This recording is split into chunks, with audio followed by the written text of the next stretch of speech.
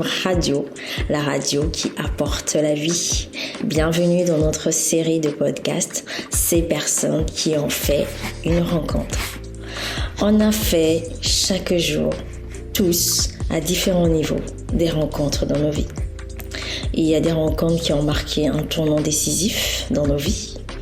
Ça peut être la rencontre d'un conjoint, la rencontre avec son premier nouveau-né, la rencontre d'un recruteur qui va nous ouvrir la porte, voire même nous donner la carrière professionnelle dont nous avons tant rêvé.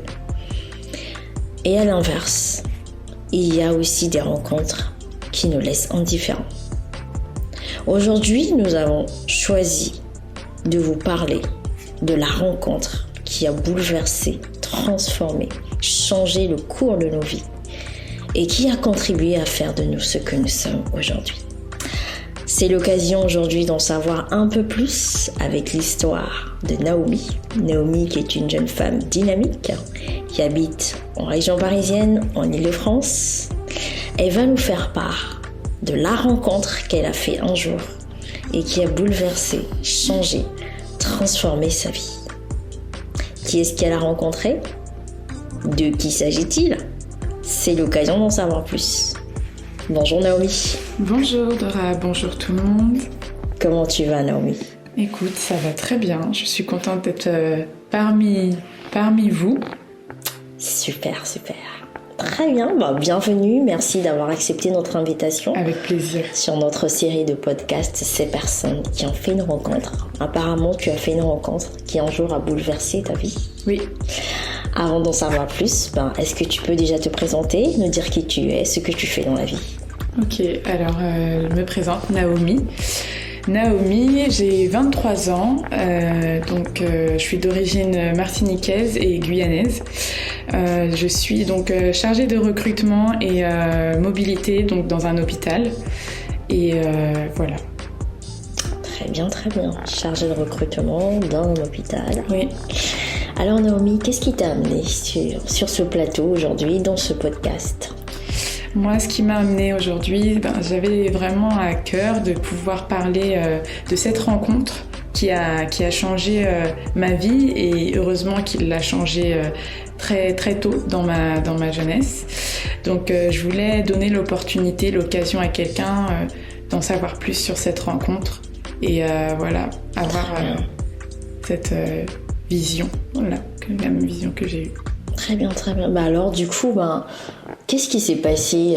Qui était Naomi avant justement cette rencontre pour en arriver à se dire que tiens, j'ai fait une rencontre qui a bouleversé ma vie. Qui étais-tu ? Comment était ta vie ? D'où tu viens ? Alors moi, avant cette rencontre-là, j'étais une simple jeune fille qui avait reçu une éducation chrétienne, des valeurs chrétiennes, dans une famille où il y avait des hauts et des bas, mais tant bien que mal, je me débattais pour devenir quelqu'un et faire ce que je voulais faire, coûte que coûte. Donc j'avais toujours ce caractère de conquérante, dynamique, mais j'étais plutôt quelqu'un de blessé en fin de compte qui se battait contre des fantômes en tout cas, et des figures qu'elle ne voulait pas reproduire. Voilà, Naomi, c'était quelqu'un qui avait l'apparence d'être quelqu'un de sûr d'elle, mais au fond qui était d'une fragilité que tu souffles, elle tombe. Voilà, j'étais très fragile en fin de compte au fond, mais j'avais tout d'une personne sûre d'elle. Donc c'était dans l'apparence ? Oui. Et qu'est-ce qui justement était à l'origine de ces fragilités-là ? D'où venaient du moins ces fragilités-là ? Cette fragilité, en fait, quand j'ai creusé, en tout cas, quand la vie a permis que j'en sache un peu plus sur moi, elle venait d'une peur, en fait. Une peur de ne pas réussir, une peur de ne pas être à la hauteur, de ne pas rendre fière sa famille, une peur de reproduire les mêmes erreurs que la famille ou les figures que j'avais en tête. Et donc en fait cette fragilité elle provenait de cette peur, de cette crainte en fait. Donc je me battais en fait contre l'idée de ne pas être ce que je voulais être en fait. De ne pas être cette personne qui assure, qui gère. Et du coup, en fin de compte, ça m'avait rendue très fragile parce que je n'avais pas d'appui en fait. Je m'étais vraiment appuyée sur moi-même, mes capacités, mes forces. Et en fait, j'avais pas de force du tout. Et donc, dans ce parcours de jeune fille qui se bat, qui se construit, qu'est-ce qui se passe ? À l'adolescence, cette période très sacrée d'ailleurs, parce qu'à l'adolescence, on vit beaucoup d'expériences qui nous bâtissent pour le reste de la vie. Effectivement, ouais. À l'adolescence, au moment où on est majeur, où on pense qu'on tient la vie, on tient notre vie entre nos mains, on a le contrôle. On a le contrôle de tout. Ouais. J'ai fait du coup une première rencontre, mais pas la rencontre. J'ai fait une première rencontre sentimentale. Donc très tôt, j'avais 16 ans, d'un garçon. Et donc toujours dans la même peau de cette Naomi qui va tout construire toute seule, qui va aller construire une famille, qui va réussir ses études, qui aura une vie de couple épanouie toute seule. Parce que Naomi, elle a tout fait pour que ça se passe comme ça, donc il n'y a pas de raison. J'ai fait cette rencontre et en fait, j'avais beaucoup misé sur cette rencontre. Je m'étais dit, c'est l'homme de ma vie, on va bâtir, on va avoir nos projets, mais je consultais que moi. Et des sentiments, bien sûr, amoureux étaient impliqués à travers cette relation. D'année en année, du coup... je m'investissais dans cette relation, je m'impliquais, mais j'avais quand même, comme j'ai grandi dans une famille chrétienne, j'avais quand même des principes, dont notamment de ne pas avoir de rapport avec cette personne jusqu'à ce qu'on soit mariés. Mais cette personne-là ne connaissait pas le Seigneur, en fait. Ne connaissait pas les mêmes valeurs que moi. N'avait pas partagé ces principes-là. Et du coup, comment lui, il a perçu Et lui, en fait, il se disait, ok, moi je t'aime, tu m'aimes, pas de souci, on respecte ça, etc. Ça va le faire, moi je sais attendre, etc. Donc, on avait cette idée idyllique de se marier, mais on n'avait rien de concret qui nous unissait, en fait. On avait juste, il avait moi ma vision de la vie en couple, et puis lui il avait la sienne. Sa vision, exactement. Voilà. Tant que ça allait. Puis au bout de 3 années de relation, toujours dans le vœu de se préserver. D'ailleurs, j'ai été étonnée de voir que jusqu'à présent ça n'avait aucun impact sur lui de se préserver, puisque en fait moi j'avais certes mes valeurs, mais lui je voyais pas sur quoi il s'attachait, en fait, à quoi il s'attachait. Et en fait cette personne, donc dans la jeunesse ou pas, moi je pense que c'est très important donc de valoriser l'adolescence, mais du coup il a chuté. Donc il m'a trompée avec une personne, donc il a eu ce rapport sexuel qu'on avait choisi de ne pas avoir avec une autre personne. Et en fait, à ce moment-là, il me l'a révélé. Donc il a eu le courage d'avouer en fait qu'il m'avait trahi. Il avait trahi ma conscience, et puis voilà. Et du coup, quand il me l'a révélé, j'ai senti tout ce qui nous avait rattachés partir. C'est-à-dire que je pensais l'aimer, en fait, mais à la minute où il m'a révélé, j'ai eu que des émotions négatives à son égard, que des sentiments de haine, d'incompréhension, de colère, d'amertume. J'étais très frustrée parce que à ce moment-là, on se dit je ne mérite pas ça, je me suis préservée, je pensais avoir une vie exemplaire, Dieu ne pouvait pas du coup me permettre, ne pouvait pas me laisser vivre ce genre d'expérience-là, donc j'en voulais beaucoup à Dieu, à ce Dieu-là que j'avais entendu, en fait, j'avais entendu parler de ce Dieu-là, et du coup je m'étais dit je mérite pas ça, pourquoi Pourquoi moi et pourquoi quelqu'un qui a fait le choix de plaire à Dieu de cette façon-là. Et à ce moment-là, pendant une semaine, moi et donc mon copain, c'était fini. Il tentait de me consoler, en tout cas, il essayait pas de me récupérer, plutôt juste que je le pardonne.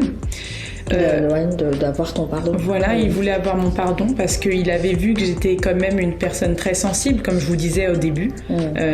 Il avait quand même cette bienveillance de vouloir que je sois consolée sans pour autant qu'on soit de nouveau ensemble. Mais ce cheminement, en fait, je l'ai eu sans lui, c'est-à-dire que j'avais pas encore accordé mon pardon. Et parce que moi, en fait, quelque part, je n'avais pas eu de pardon non plus dans ma vie. Donc, c'est comme quelqu'un qui n'a pas, il peut pas donner, en fait. Exactement, on ne donne que ce qu'on a reçu. Voilà, tout à fait. Et en fait, il y avait un pardon que je devais aussi avoir, que je devais obtenir, entre guillemets, en tout cas que je devais saisir. Et en fait, c'était le pardon de ma propre iniquité. C'était le pardon de de ma propre orgueil, en fait, de bâtir, de contrôler tout.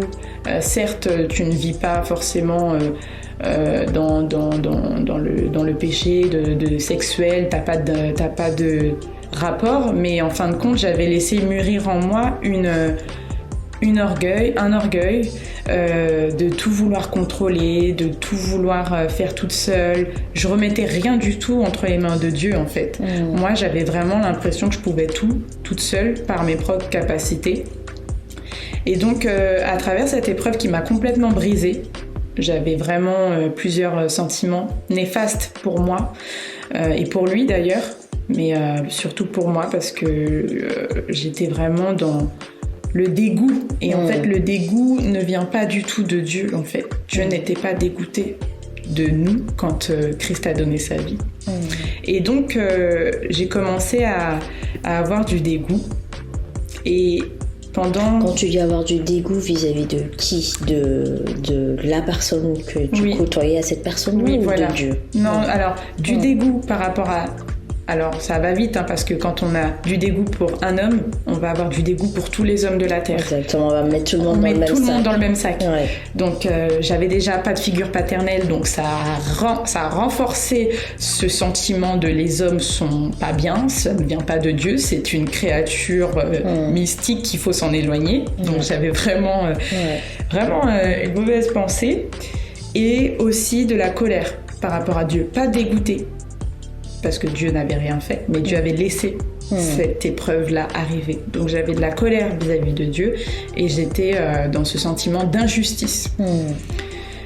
Mais grâce à Dieu, j'ai donc ma mère qui a prié pour moi justement à cette épreuve-là.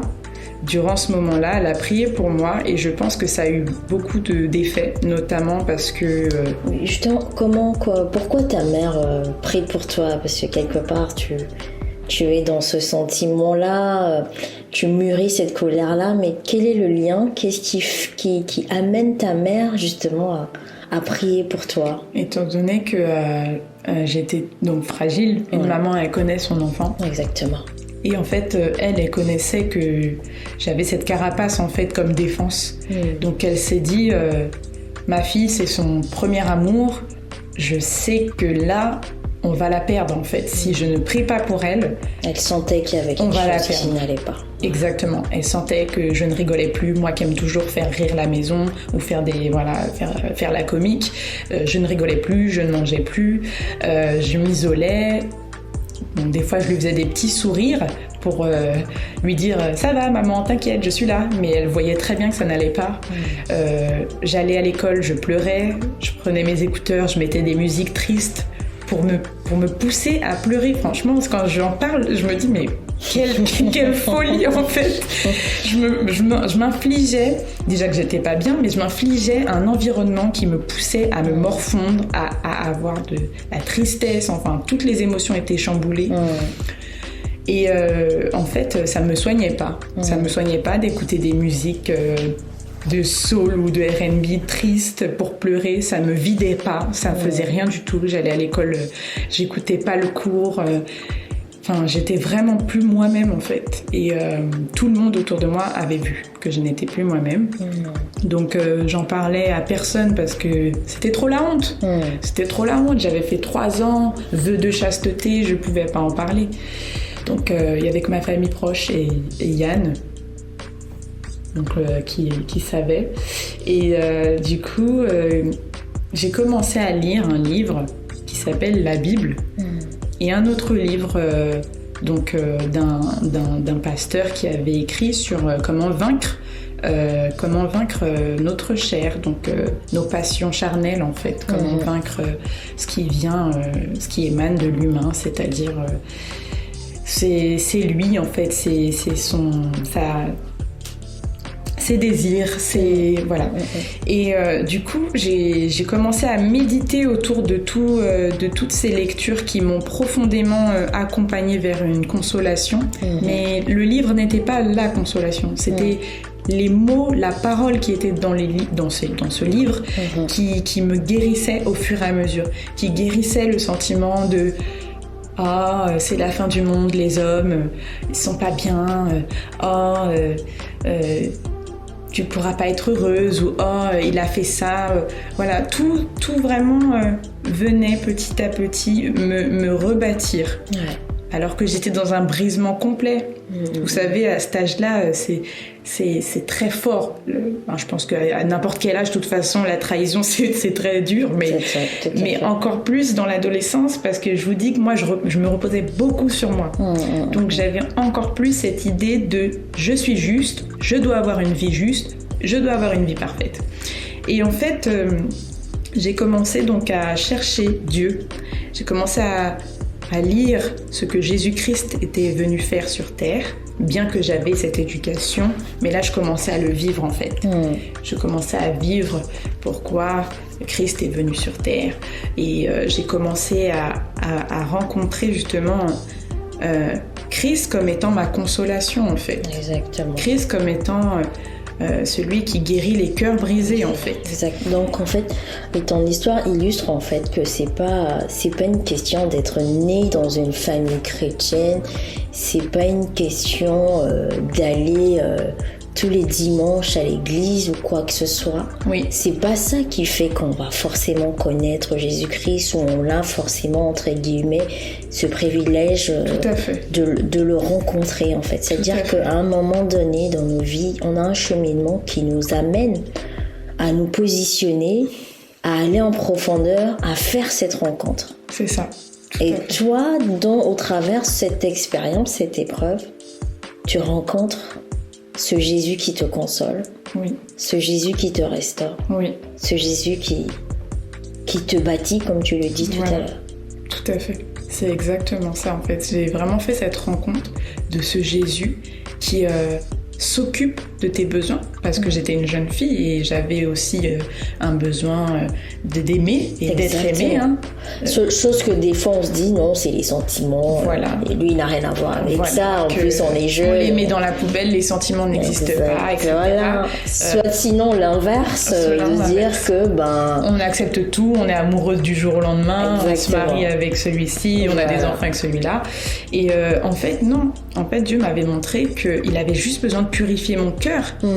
Et certes, j'étais dans une bonne démarche en me préservant et en voulant préserver mon petit copain à l'époque, mais ça n'était pas ce n'était pas la seule volonté de Dieu en fait, de Christ. C'était pas sa seule volonté de faire de moi une nonne, une parfaite personne qui ne fait rien de factuellement mauvais, mais en fait tout se passait à l'intérieur. Exactement. Et en fait Dieu il regarde au cœur, et c'est vraiment vrai, c'est vraiment une vérité en fait, parce que tu as beau avoir l'enveloppe de quelqu'un de bien, si au fond c'est sale, il faut nettoyer.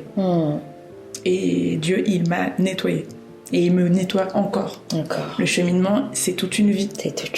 Donc voilà, c'est mon parcours.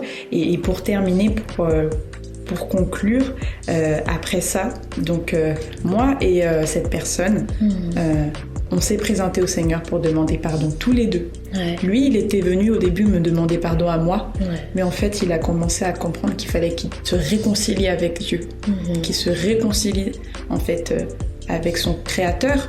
Et moi-même, je devais me repentir de cette nature que j'avais laissée mûrir, de tout contrôler, d'être quelqu'un de juste à mes yeux et de plus de faire mes projets sans Dieu.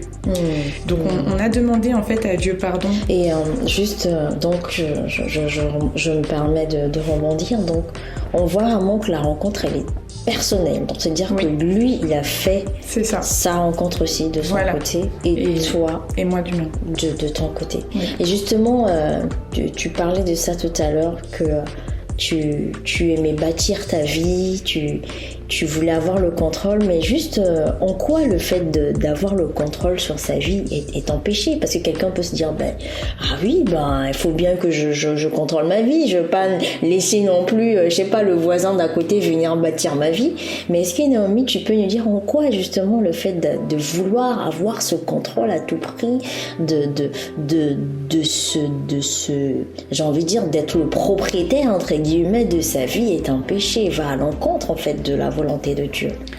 Alors, le tout, c'est que le contrôle, contrôler sa vie, en soi, tout nous amène dans ce monde à contrôler notre vie. On a un réveil, on contrôle l'heure à laquelle on se réveille. On est chronométré par le temps. Donc, il faut bien sûr prévoir. Je pense qu'il faut prévoir. Le seul truc, c'est que il faut compter sur Dieu. Il faut compter sur Dieu. C'est-à-dire que lui, il a des plans pour moi. Et moi, je suis là pour accomplir ses plans. Et Dieu est amour, donc Dieu ne va jamais aller à l'encontre pour juste dire il faut faire ci, il faut faire ça. Exactement. Donc il avait juste besoin d'étendre sa main sur ma vie, d'étendre sa main sur les projets, qui étaient sans doute des projets qu'il avait mis sur mon cœur en fait. Mais il avait besoin d'étendre sa main pour lui avoir la parfaite...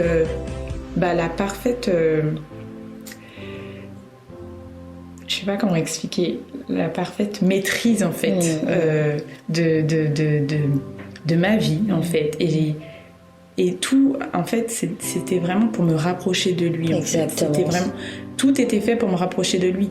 Aujourd'hui je suis diplômée par la grâce de Dieu, mais Dieu ne voulait pas que je ne sois pas diplômée. Dieu voulait que je puisse faire des études qui avaient un sens, que ce ne soit pas juste des désirs qui sont aujourd'hui versés vers ce domaine, demain d'un autre, et en fait il n'y a rien de concluant. Exactement, il fallait volatile, éphémère. Voilà, il y a toujours une belle œuvre à la fin, il y a toujours un achèvement.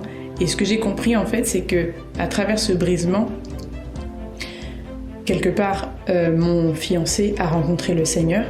Moi, j'ai rencontré le Seigneur et on devient des intimes de Dieu, en fait. On devient, des intimes de Dieu. Et on n'est plus dans une théorie vaine ou une éducation qui reste non palpable, qui ne se vit pas, en fait. Et je pense que Dieu, ce qu'il veut, c'est qu'on soit proche de lui et réconcilié, qu'on soit en paix. Et en fin de compte, le contrôle que j'avais, en quoi il était néfaste et pas bon, c'est que ça venait d'une peur. Donc quelque part, Dieu ne veut pas que tu avances dans la peur. Exactement. Dieu veut que tu sois en paix. Exactement. Pour accomplir les projets de paix qu'il a pour nous. Tout à fait. Et ce que tu dis résonne très fort, aussi fait résonner très fort un passage justement que Jésus disait: je suis venu afin que mes brebis aient la vie et qu'elle l'ait en abondance. Et toujours c'est dans l'évangile de Jean qu'il dit ça, et un peu plus tard aussi dans l'évangile de Jean, il dit à ses disciples: je vous donne ma paix. Je vous donne ma paix. Donc Jésus est vraiment venu nous donner la paix. Et comme disait tout à l'heure Naomi, Dieu n'est pas contre le fait que nous puissions avoir un certain contrôle sur notre vie, que nous puissions avoir des projets, que nous puissions avoir une volonté. Mais ce qu'il veut, c'est que nous soyons justement en collaboration avec lui. Parce que c'est lui qui nous a créés. Nous croyons que nous avons été créés à l'image de Dieu, pour être comme Dieu et pour fonctionner comme Dieu. C'est sa volonté. Nous sommes avant tout ses enfants. Nous ne sommes pas simplement le résultat d'un bing-bang de la théorie de l'évolution d'une espèce. Non. Nous avons été créés à l'image d'un Dieu qui veut que nous soyons justement dans cette relation d'intimité de père et de fils. Et c'est là maintenant que lorsque nous lui ouvrons nos cœurs, il vient, il prend la place. Et comme disait Naomi, il bâtit, il rebâtit. Et il nous donne justement cette force, cette capacité déjà de bâtir sur les bons fondements. Oui. Parce que pour Naomi, c'était la peur. Pour d'autres, ça peut être justement soit l'orgueil, l'amertume, la colère. Et on se rend compte, plus on avance, que mais en fait, ces fondements sont fragiles, Très fragiles. Sont fragiles et ne permettent pas forcément à ce qu'on bâtisse au final la vie qu'on veut, qu'on désire au fond de nous-mêmes. C'est ça. Et pour rebondir à ce que tu disais, en effet, dans l'évangile de Jean, au verset 14, verset 27, au chapitre 14, verset 27, il dit « Je vous laisse ma paix, je vous donne ma paix, je ne vous donne pas comme le monde donne, que votre cœur ne se trouble point et ne s'alarme point. » Et en fait, c'était ça. Je pensais avoir une paix, mais en fait, c'était pas la paix. Parce que la paix, elle était ébranlée suite à un événement. Exactement. Et Jésus m'a donné sa paix parfaite. Waouh. Quelle belle histoire, Naomi. L'histoire d'une jeune fille, on peut se dire comment non, on est jeune, on fait sa vie, Dieu n'a rien à voir avec mon histoire sentimentale, je bâtis ma carrière, je fais mon diplôme, mais en fait ton histoire nous illustre que en fait Dieu s'intéresse à tout le monde. Et Jésus-Christ est venu pour l'humanité entière.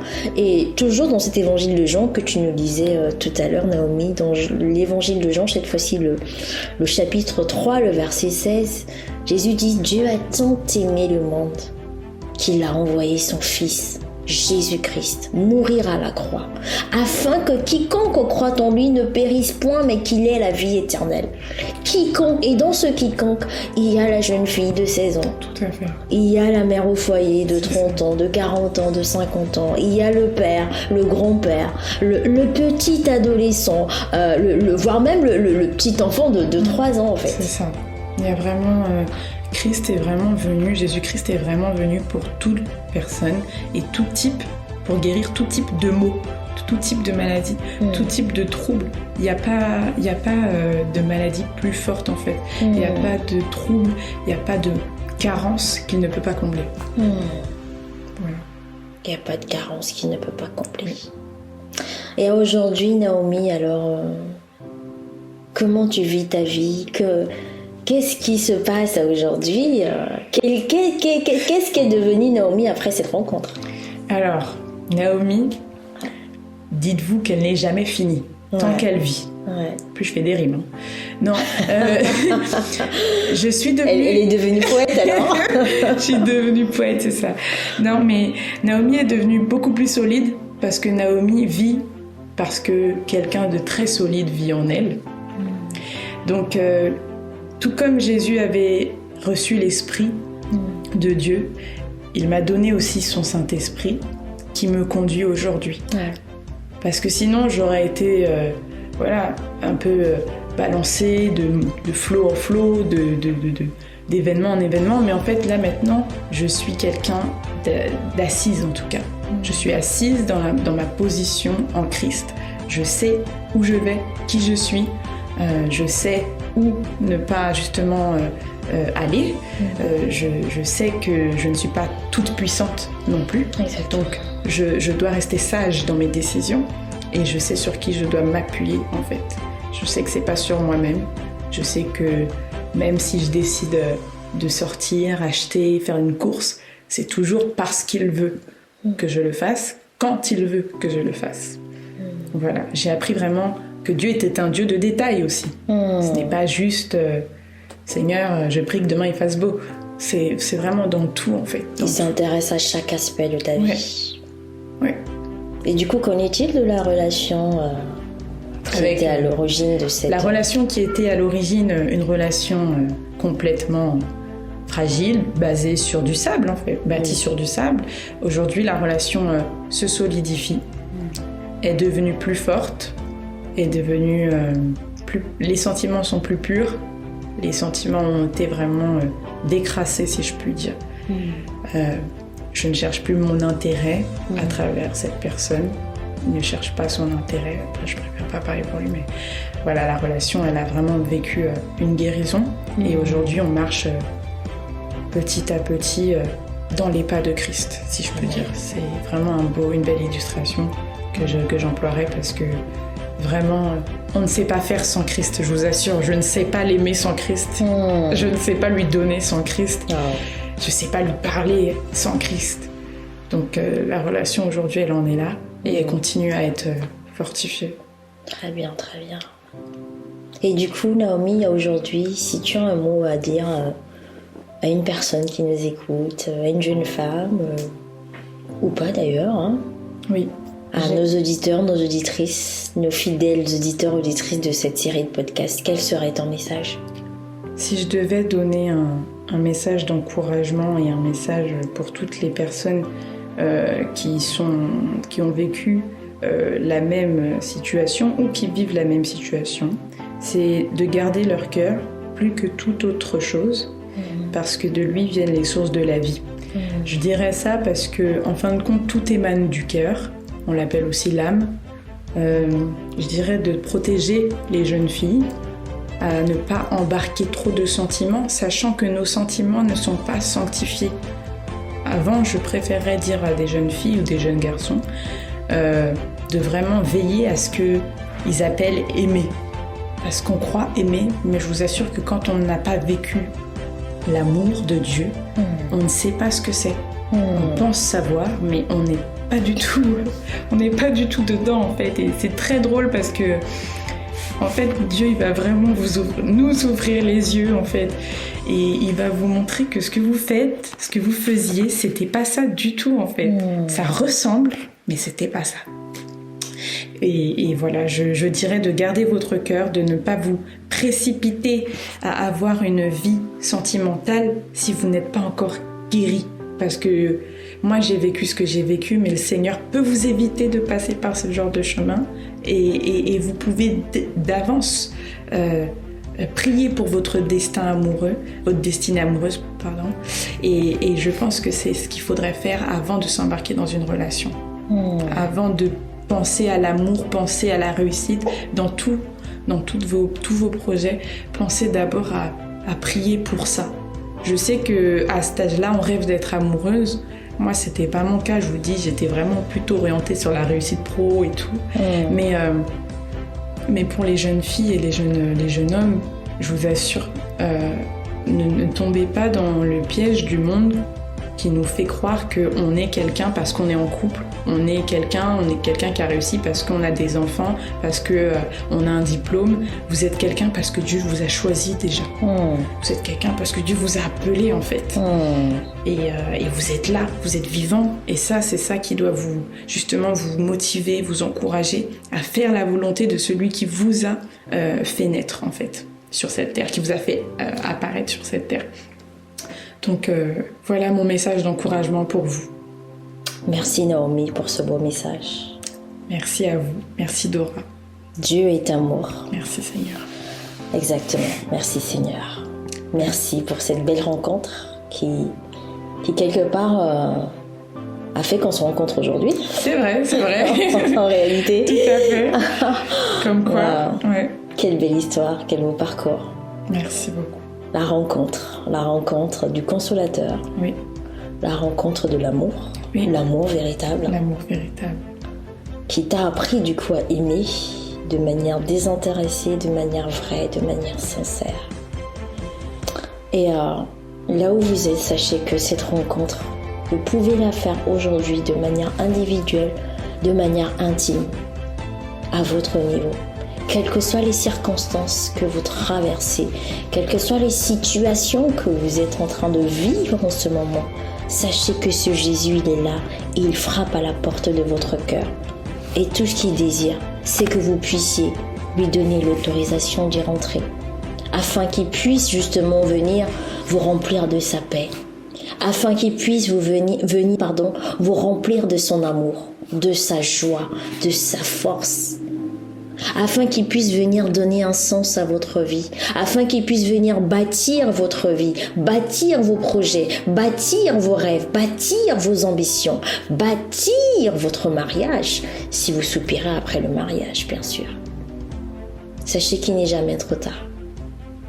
Aujourd'hui peut commencer une nouvelle page, justement avec une nouvelle rencontre, celle de Jésus-Christ. Alors, nous allons vous inviter tout simplement à faire cette prière avec nous, avec Naomi et nous, et moi-même. Vous allez répéter ces mots, ces quelques mots, où vous allez demander justement pardon à Dieu. Pourquoi demander pardon? Parce que tout simplement, nous sommes pécheurs. Comme disait Naomi, le péché va au-delà de simples actes qu'on fait. C'est tout d'abord une nature que nous avons héritée.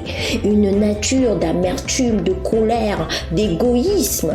Une nature centrée sur soi. Une nature qui nous sépare de Dieu. Voilà pourquoi nous demandons pardon. Et lorsque nous demandons pardon, nous l'invitons à venir prendre la place et à venir nous guider et à venir régner en nous. Alors nous allons vous inviter à faire cette prière. Seigneur Jésus. Seigneur Jésus. Je te demande pardon. Je te demande pardon. Pour tous mes péchés. Pour tous mes péchés. Je te demande pardon. Je te demande pardon. D'avoir vécu. Ma vie loin de toi. Ma vie loin de toi. Aujourd'hui, je viens à toi. Aujourd'hui, je viens à toi. Je te reconnais. Je te reconnais. Comme mon Seigneur. Comme mon Seigneur. Comme mon Sauveur. Comme mon Sauveur. Viens régner. Viens régner. Viens me remplir de ta paix. Viens me remplir de ta paix. Amen. Amen. Toutes nos félicitations. Après cette prière, ces quelques mots qui peuvent paraître simples, ô combien puissants en réalité. Vous venez d'ouvrir un nouveau chapitre à votre vie. Vous venez de faire vous aussi de votre côté la rencontre qui, nous l'espérons un jour, vous amènera à ce qu'on se rencontre, à ce que vous aussi vous venez justement nous partager votre histoire, nous parler vous de la manière dont cette rencontre a changé, a bouleversé votre vie. C'était un plaisir pour nous. C'était un vrai plaisir. Ah. J'ai savouré le moment. Ah, et moi donc. Nous espérons que vous aussi, vous avez savouré ce moment avec nous. Nous vous disons encore bienvenue, bonne écoute, bonne réécoute de cette série de podcasts. Bienvenue sur ISF Web Radio, la radio qui apporte la vie.